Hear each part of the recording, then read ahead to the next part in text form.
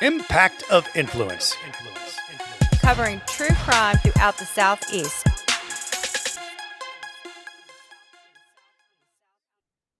Hello, friend. Matt Harris and Seton Tucker here with you, and we're going to continue with our other cases that we're working on around the Southeast, true crime stories, including the Jimmy Robertson from Rock Hill story, where Murdoch is back again. And one of the reasons is because our friend and cohort, the whole Murdoch trial and Murdoch mess that was going on, her book has come out. The Devil at His Elbow, Alex Murdaugh and the Fall of a Southern Dynasty. Seton, you have the honor of bringing in our guest. Yes, we are pleased to welcome Valerie Bauerlein. She is a journalist with the Wall Street Journal and definitely was intimidated meeting her because she is so smart and very glamorous. So again, thank you so much, Valerie, for joining us. And I think you wanted to start off with a question about the name. Yes. Well, it's also interesting. We were just talking as we getting rolling that we met Valerie long before the trial, and it was like, what did you decide it was, Valerie? Like February of 22 that we got together. Yeah. And so Valerie's, besides being smart and all the things that you said, she's just a very kind person that excites us when a kind person and friend has a book that is so amazing, because we plowed through this baby in just a few days. And lives in North Carolina, and one of her first jobs was at the state paper That's right. in South Carolina. Yeah. Well, no, it's So a delight to be here. I've been waiting to hear Matt say, "Hey, hello, friend," to me, because we are friends, and we've gotten to spend. I mean, it was one of the nice aspects about a very sad trial is that the press corps. We got to spend time as a press corps, as a group together. So it's great to be here. Yeah, it is. It shows a lot about you guys, and I'll get into the book thing in a second. But we Jason's book, Jason Ryan, and the book from Michael DeWitt, and then you have your book. But it's not a like you three are friendly, and we've gone out to lunch with all of you, and you talk about DeWitt in the book, and that is the way it's supposed to be. And the three of you, I think it's fantastic how you all just appreciated each other. Well, we got to sit together. We called ourselves, Michael dreamed, he called us Author's Row. And so we sat together often, and it can be very lonely. So we were all together in the trial, but then it can be very lonely when you're back at your desk trying to sort through this huge story and commit it to paper. And so we have a little text thread going when we'll encourage each other, send jokes, and Wow. So it has been actually a really wonderful friendship to be friends with Michael DeWitt and his great book, and Jason Ryan and his book too. So let's go to the title, The Devil at His Elbow. Where, how, what's the story on that? Well, I wanted a title that got at how epic this story is. You just cannot, it's a great American saga. And The Devil at His Elbow is from Cormac McCarthy's Blood Meridian, which is a book I read in college. Y'all might have read it. But the quote is, there's meanness in the least of creatures, but when God made man, the devil was at his elbow, a creature that can do anything. And I liked it because it got at that evil that's inherent in humans, and that it manifested itself in Alec, and he was capable of doing, and proved himself capable of doing the most horrific violence to his wife and son, and then emotional violence to the dozens of victims that y'all talk about often. So it was a quote that that meant a lot to me, and I'm really glad that it ended up the title of the book.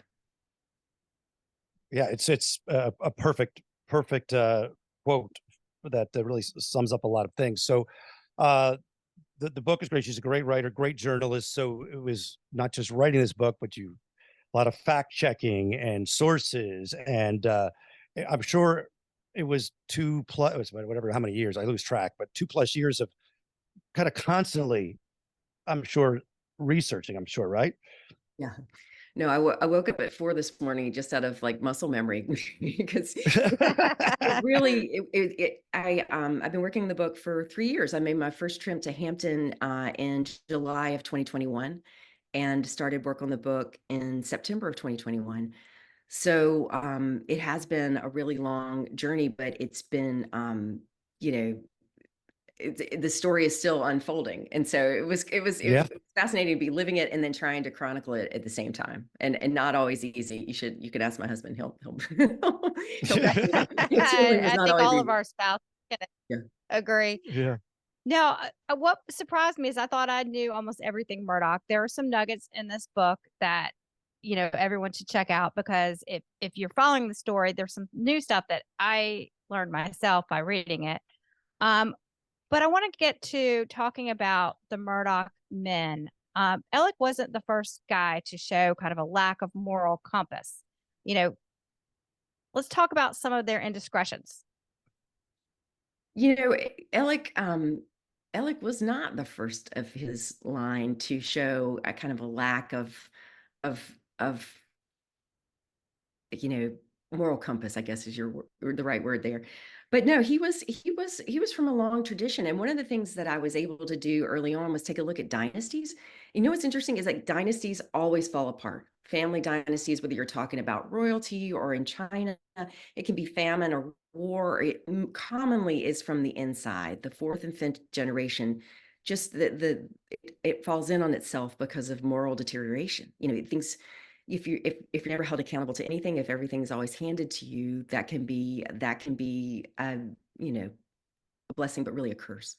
So the Murdoch family, the modern iteration goes back to Randolph Sr., Alec's great grandfather, who started the law firm in 1910 in Hampton and became the first solicitor in 1920. And the book tries to trace one of the things I want to do is trace every crime that Alec committed back to some echo in the past. Well, he committed insurance fraud by the side of the road, but did you know there was insurance fraud in the family 100 years ago? So that was the reason to go into the history, is to try to explain, how did we get here? Because I think that's what people want to know. How could Alex Murdaugh do all the things he did? Well, he could because he'd never been accountable for anything, because his family had been stretching out this long line of behavior for 100 years.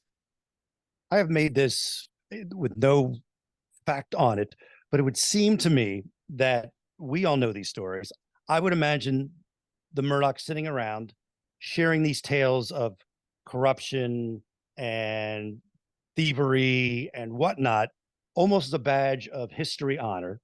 And when you talk like that constantly and you hear those stories, each generation, they start to maybe laugh them off. Oh, that's just what the good old days or whatever. I would think it has to stick. It sticks all the way down to the youngest ones. Is that theory feasible to you? Every family is its own universe, right? And one of the stories one of the examples in the book that I give is Randolph Murdoch III, Alec's father. When he was a little boy, when he was 9 years old, he was fishing with his father on the riverbank on a Saturday, and the sheriff comes to get him, because this is the days before, radios and cell phones. Sheriff comes to get him and says, there's a prisoner, he's ready to confess. And so, his father, who's Buster Murdoch, Randolph Murdoch Jr., goes by Buster. Old Buster gets his son, Randolph III, the 9-year-old boy. They go to the jail, which is right next to where we were in the courthouse. That it was that building with the turrets next to the media center. And they go to the old jail on a Saturday afternoon, and it's scary. I did a lot of research about the reason that they moved out of it. It's because it's falling apart. It was dark. It was old. And they go in to hear this confession from this old man who was confessing to killing his older sister, even older. She had Alzheimer's, or she had dementia, I guess at that time, that's what they called it.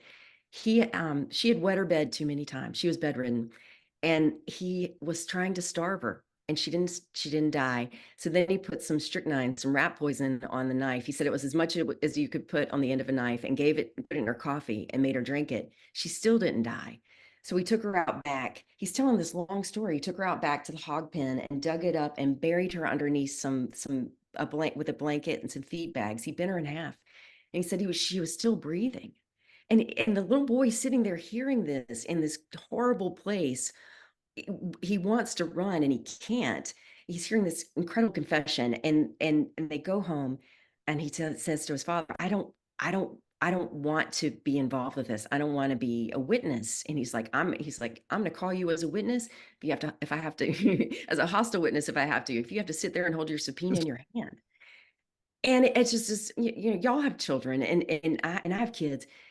It was a story that became part of the Murdoch lore. It's part of the canon of the family, and it's told with great pride. It pops up in a lot of news articles and speeches. And I think it's telling, the stories that we tell within our families, what that dynamic is like. Well, let's talk about the Murdoch women. I mean, in your book, you talk about Maggie knowing about Alec having this propensity to go to strip clubs, and that she would sometimes get mad and other times she would just kind of ignore it. She wasn't the first Murdoch woman to undergo this kind of having to, what I think you said, what Murdoch women don't get divorced, and she was aware Murdoch's of his divorce. yeah, but there were other Murdoch women who also went through the same thing. Oh, they were cheated on? Yeah, they were cheated on too. So what is your take on the Murdoch women? Well, it's a funny dichotomy. The Murdoch women, you know, Alex's mother, grandmother, and great grandmother were all college educated. They were very bright women, very accomplished women in their own right. His mother was a longtime educator, school board member. And so, the Murdochs married strong women, but there is a propensity all the way down the line. You see it over and over, the serial philandering and the overtures of violence, just a little like, the for example, with the well-known story that Alex's father, his mother's obit was published prematurely in the newspaper, and it was seen as a threat.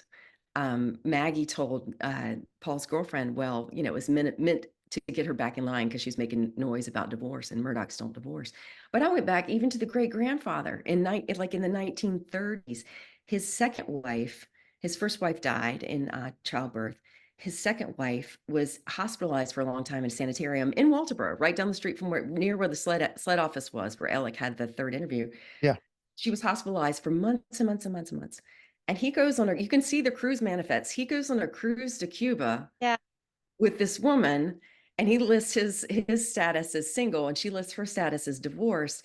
And turns out, 18 months later, he marries her. And when wife number 2 dies, he marries wife number 3.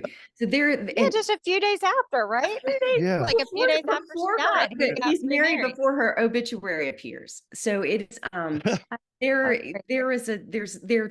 are themes in the Murdoch men that repeat over and over again. And Alec was just the distillation of this long line of bad behavior. Sometimes criminal. Well, I want to go to that cheating thing. The Alex cheating ways that you write about in the book, The Devil at His Elbow.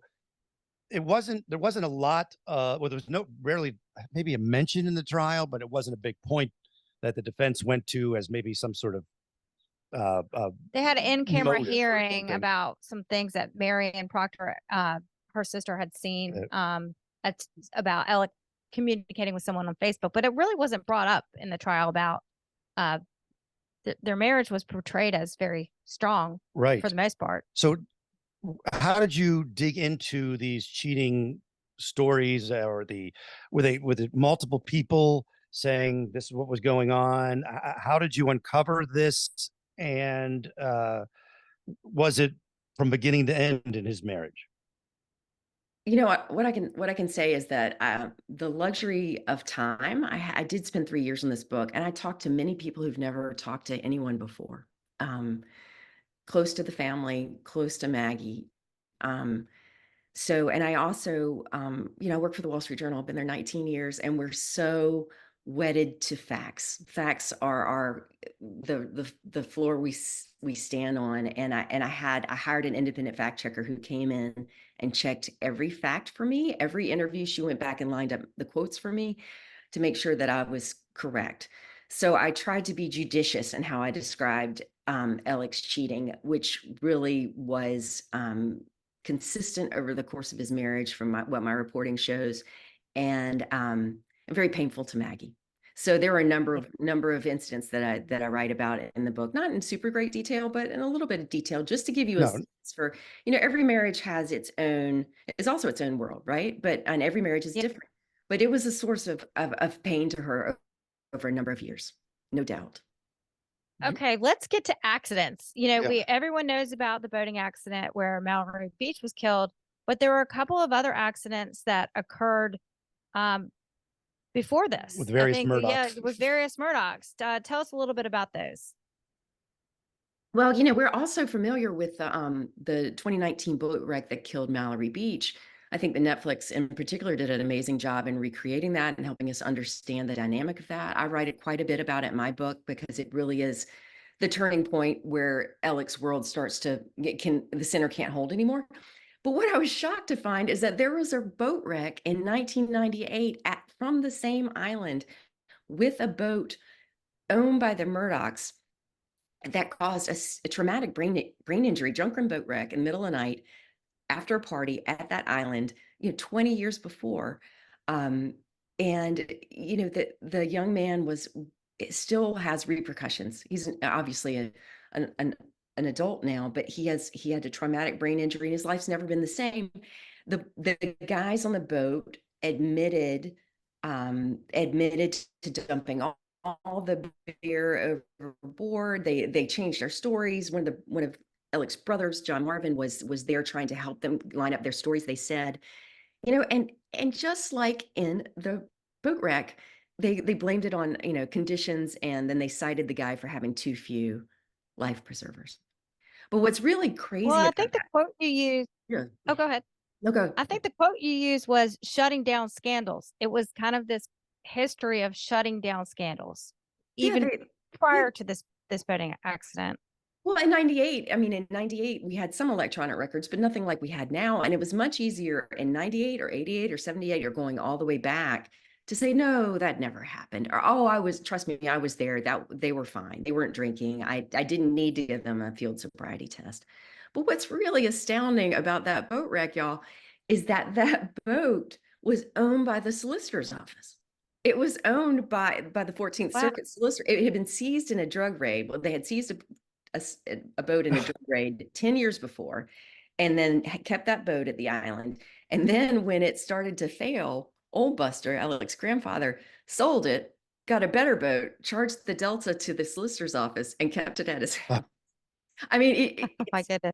and that never comes up in the investigation that it was, that it was not just a boat that was kept at Murdoch Island, but it was a boat that was owned by the solicitors that was out with a bunch of, 20-year-olds drinking at 2 a.m, and they hit a shoal and a kid goes overboard and gets run over with by the motor. That's never mentioned, And that we assumed that one of the Murdochs was driving that, right? I mean, you mentioned it was their No, boat. it was no, absolutely not. The Murdochs weren't. I mean, and I should be clear about that. I apologize. Okay. John Marvin was driving another boat. The party was at their house, and the young men were leaving their house, and they wanted to take the boat rather than drive because they didn't want to drive drunk. Gotcha. And so John Marvin's out and sees them and tries to help them get the young man who's injured to safety. But he was accused by several of the young men of saying, okay, we got to get our story straight. And they were, sides phone calls made to the sheriff's department. And it was very familiar to anyone who followed the 2019 boat wreck. Yeah. Well, again, not the first accident that originated from No, Murdoch I mean, Island. I found another one involving Randolph III when he was a young man. He was a teenager, and that's Alex's father who recently died, who died on 3 days after the homicide. He was in a hit and run accident in Beaufort that left a woman badly injured. She was bedridden for months, and hit her car, T-boned her car at full speed, and left. And finally, because at that time Beaufort was still a pretty small town, word got around that's who it was, and she knew the family. It was a well-connected family. She knew the family, and she said if he would come and apologize, she wouldn't press charges. So yeah, there's a real history there of vehicular accidents. Yeah. Okay, so let's talk about Tinsley. Tinsley is kind of a big character in your book. We really get kind of a sense of him. I mean, he's a guy who walks around with a pocket knife at times with a rhino ivory handle, and he goes into court with he likes to wear a gray suit like armor. He has a Y'all, picture did y'all ever wall. notice that? Did y'all ever notice that he was I always did wearing? not. I Until did you read notice until that you he said it. did wear gray suits a lot, and I just had not thought about it. And also, like, he's got a wall. He's a big game hunter. He has a wall of trophies. And I thought, what was it? One of the people that he won a case against, he wanted to get a picture. What was, tell Yeah, us it that was story. his house is just, he's a big game hunter, and they're literally, I lost track counting. I lost track at 100 of these enormous, beautiful trophies from his hunting expeditions. But no, he went to an out of state deposition in a case, and he interviewed this insurance executive who had never heard of Mark Tinsley, didn't know his reputation as dogged, overly prepared, and really pretty relentless. And so it was pretty eviscerating for the questioning. And at the end of it, the guy was exhausted. And Mark went over to him, the way he tells the stories, he went over to him and said, "Excuse me, can I take your picture?" And he's like, "Why?" And he goes, "Well, I have a wall with pictures of all the shit I killed on it, and I just killed you, so I want to put it up there." That's great. But he also has a lot of guilt. Like, I mean, that was interesting that Judge Newman was comforting him at, while there were, was it before or after the verdict came in? And, because he in some way felt responsible for the deaths of Maggie and Paul with his pursuit of justice in the course of the boating accident. So it was a kind of, I found it a dichotomy. And I think I make the case, and I believe that because the boat wreck happened, and because Mark Tinsley was a lawyer, he knew Alex Murdaugh. He knew the family. He had a security pass to get in and out of the law firm at will because he was so close to the lawyers there. So he knew what Alec was trying to conceal very early on in the boat wreck. So I do think a lot of and then even he just kept at it. He knew that he didn't necessarily need all the documents that he was asking for in terms of the financials, but he knew that Alec didn't want to give them. So that's a trial. That's a strategy. Like, ask for what you know they don't want you to have, and just keep asking for it. So he was very relentless there. I think he does get a lot of credit for the unraveling of Alex Murdaugh, but I think with that comes a sense of responsibility. If he had not pushed so hard, would Maggie and Paul be alive? And it weighed on him. He told me that he was in the courtroom often. Y'all saw him. I sat behind him often. It weighed on him that no one was sitting there for Maggie and Paul, right? Because the closest family to them was sitting behind was Buster and the other members of the family, and they were clearly sitting behind Alec every day. So he felt like he wanted to be there as much as he could, in part to see what was happening, but in part for Maggie and Paul. And then when the verdict finally came in, which he had doubted would ever, that knowing the Murdoch's reputation, that any jury in the 14th Circuit would ever convict, when the verdict came in, he said he felt like a few seconds of relief. But what flooded in afterward was just awful. He felt dirty and sad, and he felt responsible. So that scene is a very important one. He works his way back to see Judge Newman after that epic sentencing where we're all sitting there like, is this happening? This is crazy. He walks back there and talks to the judge, and the judge tries to assure him, you did the right thing. You were a good lawyer. You did your job to try for your client. And nobody could have predicted what Alex Murdaugh would do.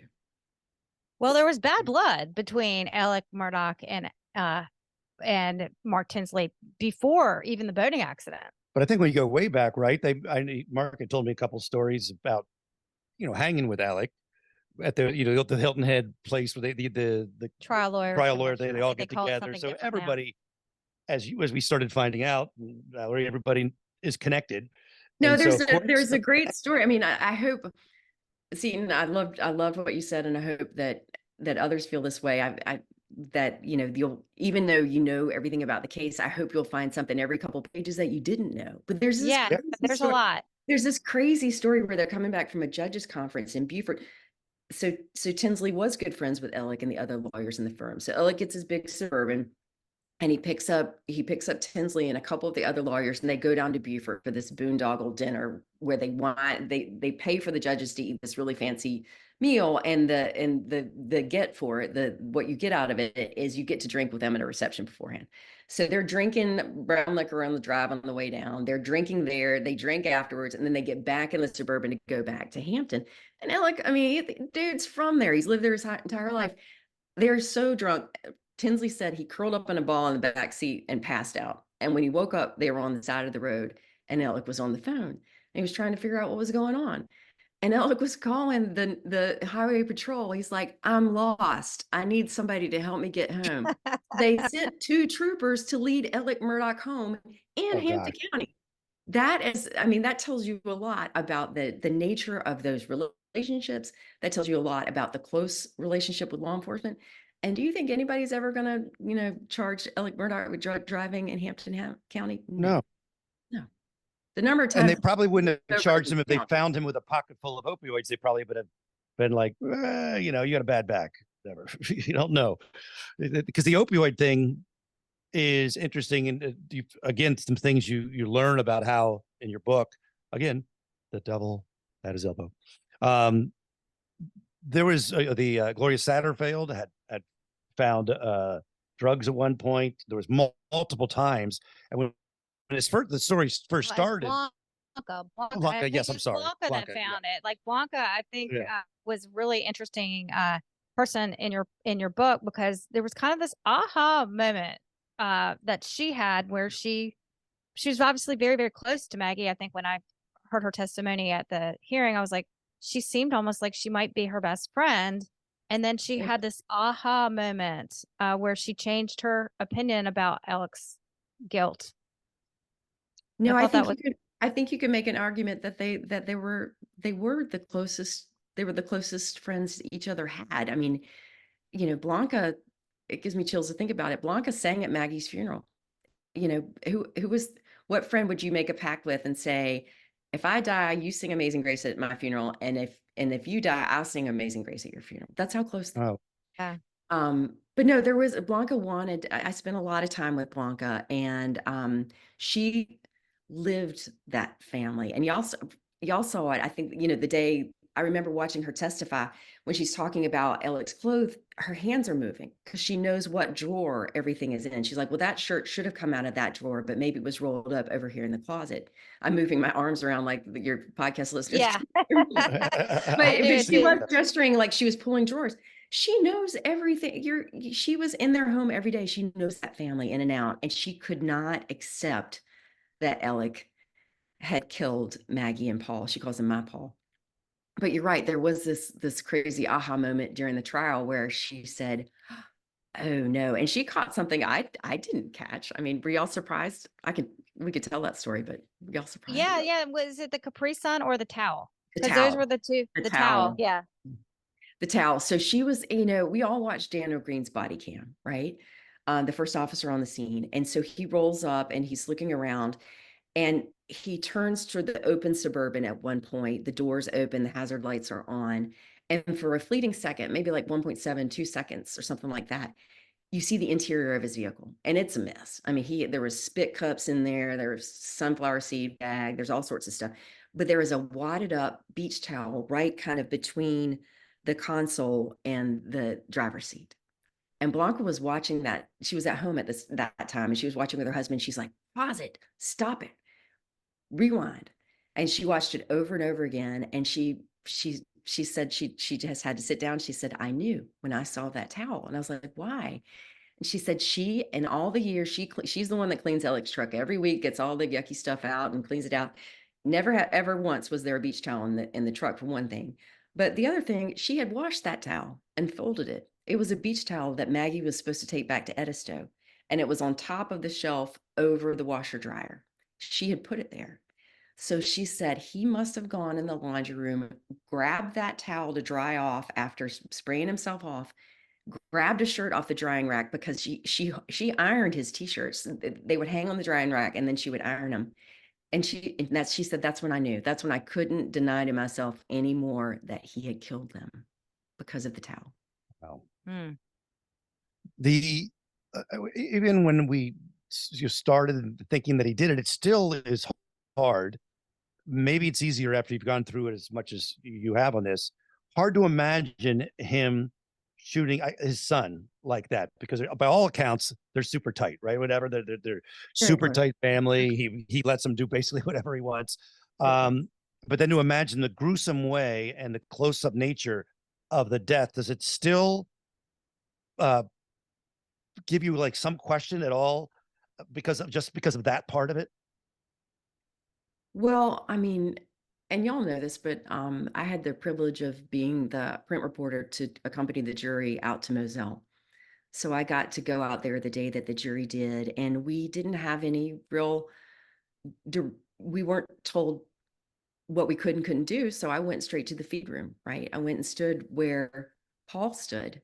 And and I can remember like standing in this, it's just, and I had taken all the dimensions that Kenny Kinsey had given us. I knew it was 10 feet deep and Paul was at 5 feet deep. And so I stood there, and there's a shelf off to your the door's off center to your right. And there's a shelf there. And I was standing there, I was like, whoever was in here, standing here, could not have seen someone crouched outside with a shotgun. You couldn't have seen it. And that made it, and Kenny Kinsey testified that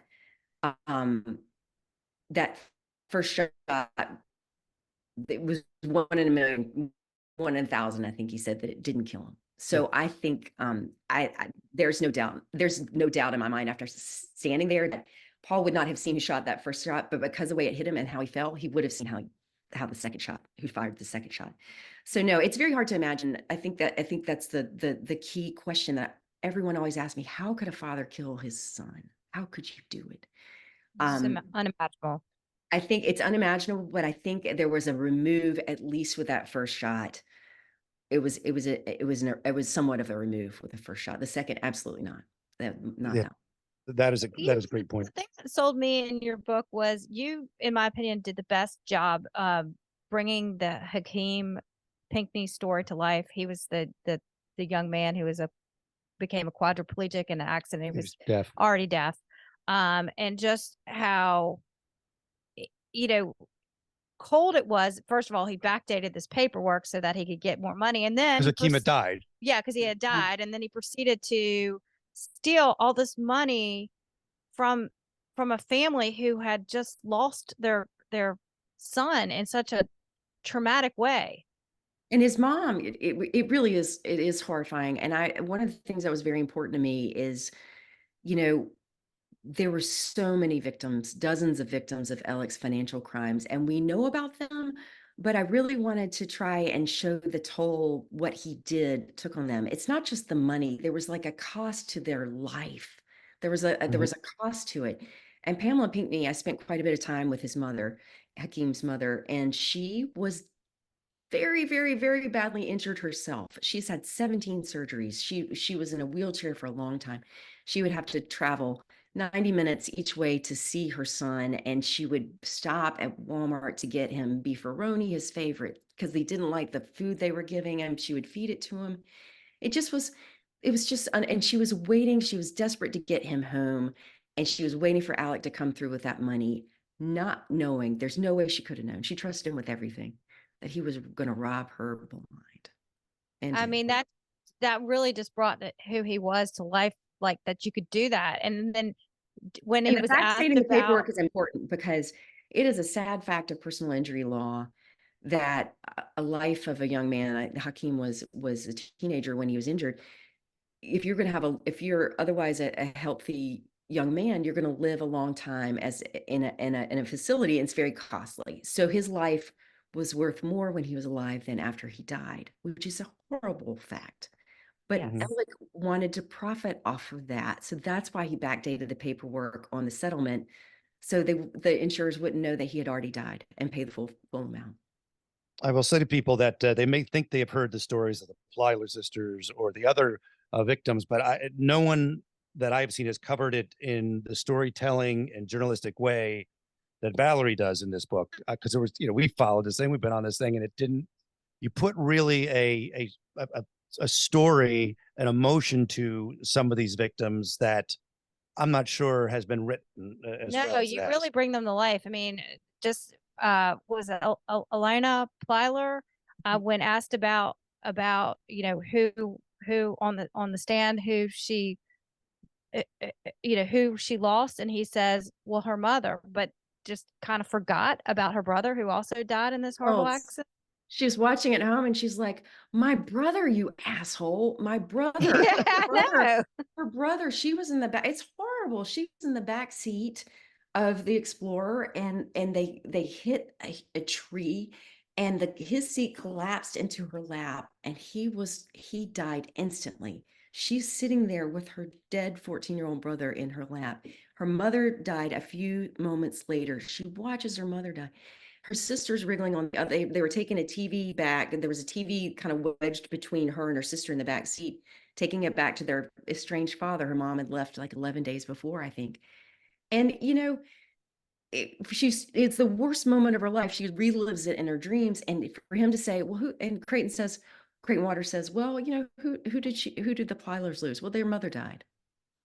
What about my brother, you asshole? So I think that Yep. it was really important to show that it was money, but it was the opportunity cost of life, of years of your life that he took from them. Well, okay, so I want to talk about Alec testifying. I mean, I think that, he was this person, I kind of considered him somebody who maybe has a high emotional intelligence. He remembered everyone's name that he ever met, when he spoke to them in Piggly Wiggly. Do you think that he felt that he would be able to sway the jury? I think, and I think I might have put this in the book. I think it's a Murdoch's birthright to be in that courtroom. That courtroom, we the famous anecdote about, and we looked at that empty rectangle on the back wall every day where his grandfather's portrait was. Alec was present at the dedication of that portrait in the late 90s. His grandfather, Old Buster, the one whose portrait it was charged by the feds with accepting a cash bribe in that hallway that we walked every day as you go back to, get the donuts. And Yeah. right there, it was where he was accused of taking a cash bribe. His great-grandfather made his name in that courtroom. He gave some of the biggest speeches of his life in that courtroom. And in the days before microphones, he had this huge voice. They called him Fire and Brimstone. And so it was the Murdoch's birthright to testify in that courtroom. Alec himself had tried a case in there just a few months before Maggie and Paul were killed. So I think that, in the end, and Dick Harpootlian said this, if anybody can convince them that he didn't do it, it's got to be the man himself. And I think Alec thought that was his best chance. Well, they had a century of home court advantage and jurors eating out of the palms of their hands, and they took great pain, as you write to the books, through decades of being like what on the surface would be like the super great helping the working man, knowing everybody's birthday, when funerals would happen, but it was all about padding future jurors, and little to know they were also keeping businesses out of Hampton because of all the lawsuit stuff. So it almost is like Everything was an opportunity in his eyes. yeah. And so up until then, everybody would have thought he knows my name, he knows this, but there was strings attached. Well, even sitting there, I wonder what y'all think, but even sitting there, I can remember watching him get up there and stand up and take the oath, and I was like, is this happening? Is he going to take? It was so incredible that we were going to hear from Alex Murdaugh himself how he was going to have to explain away. Dick called it the big lie. The big lie. Why did you say you weren't at the kennels when you were? It was extraordinary, and I think watching the jurors, y'all watch their faces. I watched their faces every day. I was either looking at Alec or I was looking at them, and they followed him for a couple of hours. They were nodding. They're making eye contact. But once you got into the cross, it was clear that some of them were visibly unhappy or didn't buy it, like arms crossed, looking down, not making eye contact anymore. So it was a gamble, and I do not think it paid off for him at all. Well, we might have another trial. So We'll see. Long way off from that, but I think it was Michael DeWitt that tweeted that he had talked to the quote from Dick where he said, when is the trial going to be over? And Dick said, the Murdoch trial is like a sexually transmitted disease. It's never over. we will Sounds be. like Dick Harpootlian, right? I think we will be litigating. I mean, there will be litigation in this case for years and years to come. But I do think that that conviction on the homicides was critical. Um, it was certainly an ending to that chapter of his life, and the plea agreement and the financials in state court when we were all in Beaufort. He will spend the rest of his days in prison. There's just no doubt about that. Whatever happens, and even with the appeals, the defendant doesn't have the same right to be present in appeals as you did in your original cases. So it's not clear that we will see Alec in a courtroom again anytime. It's just not clear that we will. Get the book, The Devil at His Elbow. We know this case and we learned things every few pages. And the way it's written, the storytelling form, it's a page turner you'll whip right through. Valerie, we are honored that we can call you a friend, and you do a great job, and really appreciate you spending time with us. No, it's a privilege. I've been looking forward to this for a couple of years. I've been listening to y'all for a long time, and as you know, Sarah Holstein Graves, your frequent guest. I found out about her through y'all and called Seton and was like, "Hey, can you introduce me to Sarah?" And Sarah is an immense help in this book and the research for this book. And so I'm just grateful for the opportunity. And I'm glad that y'all felt like the victims of the financial crimes were more fully, you had a full understanding. That was really important to me that Alex Murdaugh is a deeply evil person and his actions hurt a lot of people. I got teary reading the Pamela Pinckney part. I really did. It just brought it so much to life. So I think it's a great service you did to the victims. Absolutely. Valerie, thank you. And Thank you. well, we don't have we have to make a reason to get together now, you know. Maybe we'll see. We'll have to find out another trial that we can all follow that maybe is, or we'll just come out and hang out and have a couple drinks. Yeah, You could do that. there's that. I'm just down the road in Raleigh. I'm not too far. That's true. That's true. Valerie, thank you very much. Thank y'all. See ya. Right there. Thanks, Val. Thank you, Valerie. We appreciate it.